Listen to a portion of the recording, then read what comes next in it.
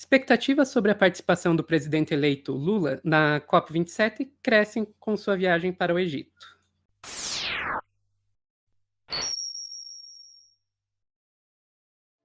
Só para começar, né? Olha que interessante a gente ter um presidente. Olha a importância da gente ter um presidente. O cara nem tomou posse e já tem uma representatividade de estar mesmo já dialogando aí em nível internacional. Coisa que o Brasil tem ficado isolado aí há 4 anos. Então, pelo menos isso eu já achei interessante da gente passar por essas eleições aí, que foi um processo difícil para todo mundo, em termos de militância, fora e dentro das ruas, né? Então, que felicidade saber que o Lula já está nos representando.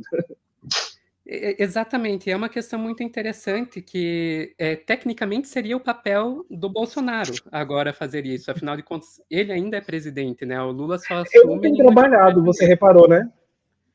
Pois é, eu nem cheguei a trazer hoje para a live, mas saiu uma reportagem do Congresso em Foco, que eles fizeram um levantamento com base no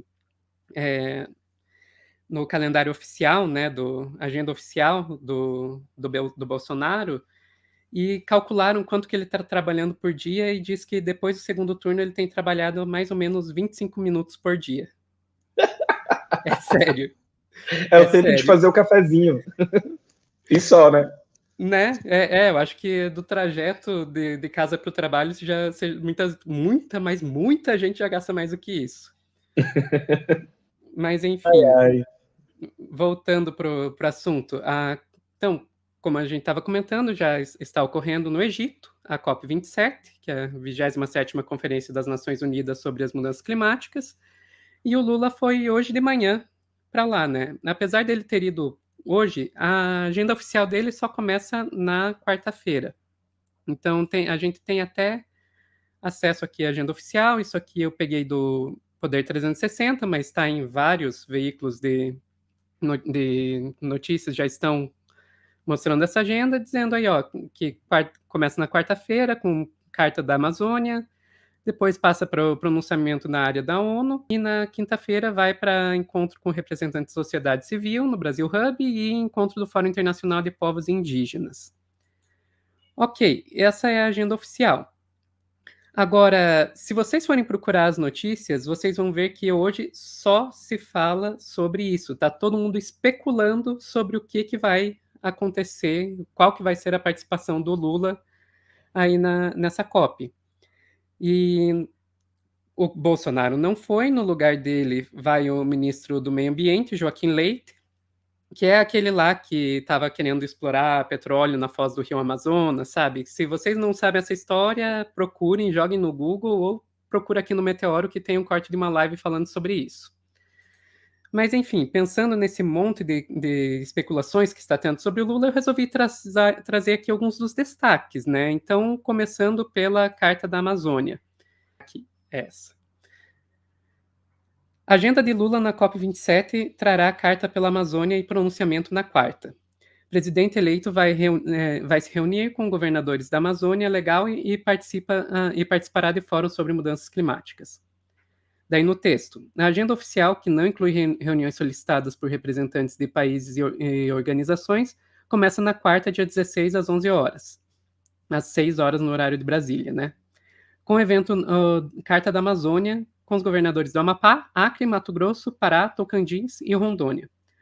O grupo pretende entregar a Lula um plano com detalhamento de ações para controle do desmatamento, como parte do movimento para conseguir recursos internacionais e buscar realinhamento com o petista após a derrota do presidente Bolsonaro, PL, nas eleições.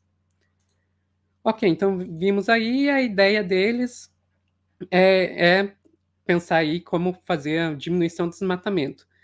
Mas nessa hora é importante a gente maneirar um pouco as expectativas. Então, vamos aqui para uma reportagem que eu peguei no Eco, que é um excelente veículo de comunicação para ver jornalismo ambiental.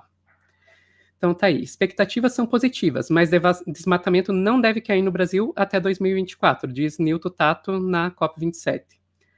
Antes será preciso restabelecer o papel dos órgãos ambientais que sofreram desmonte e valores do orçamento para o Ministério do Meio Ambiente, diz o deputado. Então, indo ali no texto, a gente vê o deputado Newton Tato, do PT de São Paulo, responsável pela parte ambiental do plano do governo Lula, afirmou nesta quarta-feira que os resultados da mudança na política de meio ambiente do governo não devem ser sentidos até 2024. Antes que as taxas de desmatamento caiam, por exemplo, é preciso, segundo ele, restabelecer e reestruturar todos os órgãos responsáveis pela implementação da política ambiental brasileira, como o Ministério do Meio Ambiente, IBAMA, ICMBio, FUNAI, que foram desaparelhados e desinstituídos de suas atribuições originais durante anos de governo Bolsonaro. Tá, então a gente viu aí a questão do desmonte, né, das agências ambientais, e esse desmonte ele não foi pequeno, inclusive vai além do que está citado aí nesse texto, né, a gente poderia citar aqui também o INPE, Instituto Nacional de Pesquisas Espaciais, que é o responsável por programas como o PRODES, o DETER, que acompanham e monitoram o desmatamento da Amazônia, né. E, Sofia, eu até fiz um vídeo esses dias, porque, por exemplo, ganhamos e aí a gente já sabe como que estava esse avanço, desmatamento, garimpo, várias coisas que estavam acontecendo nesse período do governo Bolsonaro, porque houve um avanço, assim, do retrocesso, na verdade, em relação a essas pautas ambientais no governo Bolsonaro. Eu até fiz uma listagem de PLs, que inclusive vão ser o nosso grande desafio para 2023, sabendo que a gente tem uma bancada mais conservadora também no Senado e tudo mais. E aí a gente tem um grande desafio, porque tem alguns PLs que estão em luta e os povos indígenas e originários estão aí já atentos e lutando contra esse tipo de assolamento da Amazônia como um todo e invasão de territórios. Eu até anotei aqui, olha, tem um PL 490/07 de demarcação de terras Marco temporal, indígenas, né.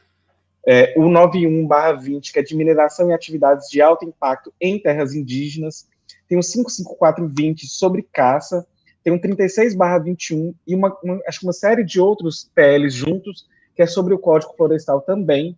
Tem um PL 50/21, que é sobre grilagem, 2159/21, que é sobre licenciamento de terras, e o 3511/19, que é sobre o Código Florestal. Ao que tudo indica, para 2023, esses PLs vão começar a rodarem, e aí a gente tem que estar muito atento, pressionando mesmo o poder público, pressionando os seus deputados. Então, é porque a gente, enquanto brasileiro, a gente vota e apertou e esqueceu, né, que votou e acabou.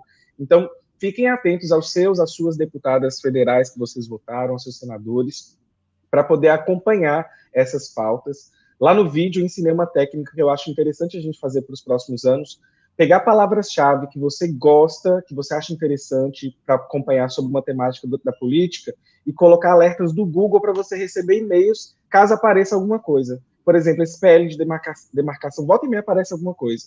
E a gente não consegue acompanhar a realidade no Brasil, né? Tudo bem que desde então aqui a gente não tem falado de mamadeira de piroca, as coisas estão ficando mais calmas, mas a gente precisa meio que condensar qual é a pauta que a gente vai acompanhar e como que a gente pode cobrar dos nossos deputados e deputadas federais, nossos senadores, eu acho importante. Então, essa é uma série de PLs que é como se fosse um combo de acabar com a Amazônia e também com os povos originários. Então, eu acho que vale a pena acompanhar e acompanhar perfis também de militantes aí para a gente poder pressionar o poder público, tanto na militância online, para quem já é organizado, também para a militância mesmo presencial, porque os coletivos e partidos estão aí também juntando nessa luta. Então, acompanhe em quem você votou, não esqueça dessas pessoas, porque você precisa muito cobrar desses seus representantes aí que vocês escolheram.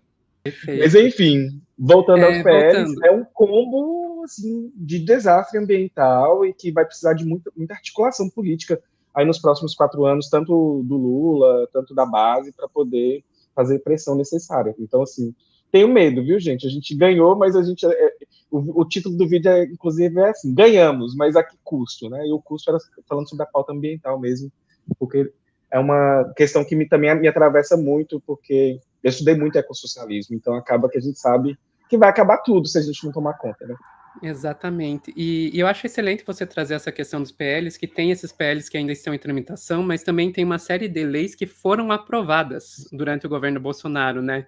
Isso é uma coisa que a gente chegou aqui no Meteora a fazer uma entrevista com o senador Randolfo Rodrigues, e ele falou da necessidade de fazer um revogaço, né? E daí, justamente, eu estava vendo aqui, enquanto eu preparava a live, essa reportagem aqui do Brasil de Fato, que saiu agora durante o final de semana, né? Revogaço ambiental de Lula será o primeiro passo para salvar a Amazônia, dizem especialistas. Pelo menos 80 medidas antiambientais de Bolsonaro precisam ser anuladas ou corrigidas nos primeiros dias do mandato. Então, se a gente olha ali no texto, a gente vê degradação ambiental que marcou o mandato de Jair Bolsonaro só foi possível graças à colaboração do próprio Estado brasileiro. Segundo o Instituto Talanoa, ONG que reúne pesquisadores da área socioambiental, foram pelo menos 400 decretos e portarias e resoluções que permitiram o aumento do desmatamento ilegal. Das 400 normas ambientais de Bolsonaro, entre 80 e 100 precisam ser revistas logo nos primeiros dias de governo, segundo o Observatório do Clima. São medidas que estruturam o desmonte político e ambiental da era Bolsonaro. Com elas em vigor, não será possível avançar. Então, não apenas a gente não pode deixar mais projetos de lei avançar, como a gente tem que pegar e desfazer o que já foi feito. E isso ainda tem mais um ponto que a gente tem que trazer. A gente está pensando só do ponto de vista legal. A gente fez aqui no Meteoro também, Dimitri, uma entrevista com o Cláudio Ângelo, que é um jornalista de meio ambiente já com uma carreira invejável. E ele estava falando para a gente de uma viagem que ele fez para Novo Progresso, uma cidade lá no Amazonas, e que justamente vendo a questão do crime, né, do crime organizado lá no Amazonas. Então, eu trago aqui de volta aquela reportagem do Eco, falando aqui, também será preciso estabelecer no orçamento dos próximos anos recursos mínimos para o enfrentamento de ilegalidades ambientais. Ainda não há valor a ser destinado para a pasta ambiental, mas, de acordo com o Tato, o objetivo é negociar com o Congresso para que parlamentares dessa legislatura, responsáveis por aprovar o orçamento do ano que vem, considerem patamares utilizados antes da chegada de Bolsonaro ao poder em valores corrigidos. Então, olha quanta coisa. Tem os projetos de lei que já passaram, os que estão tramitando, o enfrentamento das ilegalidades, o orçamento. Gente, tudo isso eu estou trazendo aqui para dizer, é ótimo o que está acontecendo na COP, é ótimo que o Lula esteja se comprometendo, aí, mostrando um comprometimento maior com o meio ambiente, mas ainda tem muita coisa que precisa ser feita, tá? Agora... Daqui para trás é só para frente. Exatamente. Agora, vamos voltar para a COP. Todo isso foi um enorme parêntese para mostrar que a gente tem muito que fazer, mas além dessa carta da Amazônia aí, tem mais coisas, mais expectativas sobre o que vai acontecer na COP. Outra delas, e que a gente tem que ficar de olho, existe isso aqui, a expectativa de ida de Lula à COP27 pode definir chefia de 2 ministérios, meio ambiente e povos originários. Reportagem também da Brasil de Fato. Presidente eleito chega ao Egito nesta segunda-feira e deve ter reuniões para anúncio dos nomes. No texto, já estão no Egito as ex-ministras do Meio Ambiente Marina Silva e Isabela Teixeira, que são as principais cotadas para chefiar a pasta que já comandaram. Também estão na COP27 Sônia Guajajara e Joênia Wapichana, favoritos para o comando do Ministério dos Povos Originários. Então aí existe essa expectativa de que talvez tenhamos já os nomes para os ministérios. E esse ministério foi um marco super interessante, assim, que diferencial e que necessário para os tempos atuais. Então, depois de tantos anos gente, o que Bolsonaro conseguiu fazer em 4 anos, Bolsonaro e sua trupe, não está no gibi, e tem coisa que eu acho que a gente não tem nem noção que exista, assim, sabe? A hora que saiu o tal do sigilo de 100 anos, a gente vai ver muita coisa. Isso para não falar das coisas que a gente já perdeu, né? Que na última sexta-feira eu estava numa live aqui no Meteoro com o Tássio Denker, a gente estava discutindo um fato aí que foram formatados todos os computadores da presidência da República por causa de um suposto malware, né? Coincidentemente agora, né? Sim, coincidentemente, na terça-feira depois das eleições. A eleição foi no domingo. Na terça-feira, esse malware apareceu e eles tiveram que formatar todos os computadores. Olha só que coisa. E eu fiquei pensando de acontecer uma coisa similar que aconteceu com o Trump, né? Porque o Trump ele chegou a esconder uns documentos, ficar em posse de documentos que teve que envolver o FBI para poder resgatar esses documentos que não sei do que se trata, né? Mas que são de segurança nacional, inclusive. Enfim, não sabemos. Inclusive, é um desafio para o governo de transição tentar criar um elo de comunicação com esse pessoal que não existe, né, para poder trazer aí o melhor para o Brasil. Enfim, são tempos estranhos. Eu não vejo a hora de chegar 1º de janeiro aí para a gente poder, pelo menos, entender o que está acontecendo e esses sigilos caírem para a gente entender um pouquinho. Uhum. E daí tem um último tema aqui que eu queria tratar da COP27, das expectativas, que uma outra coisa que está se esperando é que seja anunciado a criação de uma tal Autoridade Nacional de Segurança Climática. Vamos entender o que é isso, vamos olhar a reportagem do dia 9 aqui no Nexo. Então, as propostas para uma área no governo focada na crise do clima. Daí, na linha fina, temos ali aliados de Luiz Inácio Lula da Silva propõem a criação de órgãos para aproximar o tema da presidência e coordenar políticas públicas. Meio ambiente foi um dos destaques da campanha do petista. Daí, um trechinho do texto, nós temos outra proposta, a de criação de uma Autoridade Nacional de Segurança Climática, é defendida principalmente pela ex-ministra Marina Silva, que foi eleita deputada federal pela Rede em 2022 e se aproxima de Lula na campanha.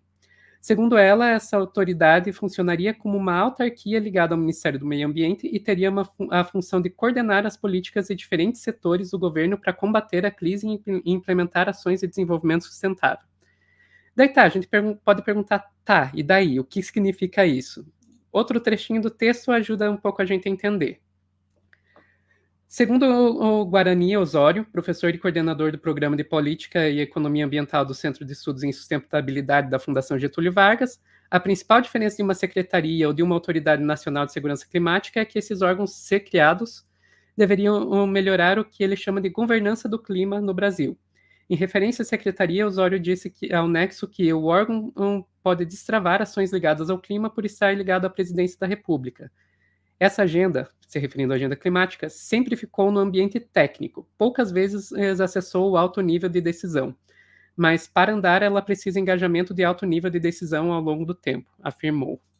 Então, eu achei interessante isso aí, porque normalmente, especialmente quando a gente está falando da mídia hegemônica, né, da qual o Nexo faz parte, o ser técnico é apresentado como uma questão, não, é melhor porque é técnico, o ideal é que fique distanciado da política. Eu vou dizer para você, eu acho que, viu, Dimitri, eu acho que é a primeira vez que eu vejo, assim, num desses veículos da mídia hegemônica, eles falando, olha, é bom por não ser técnico, por estar mais próximo da política.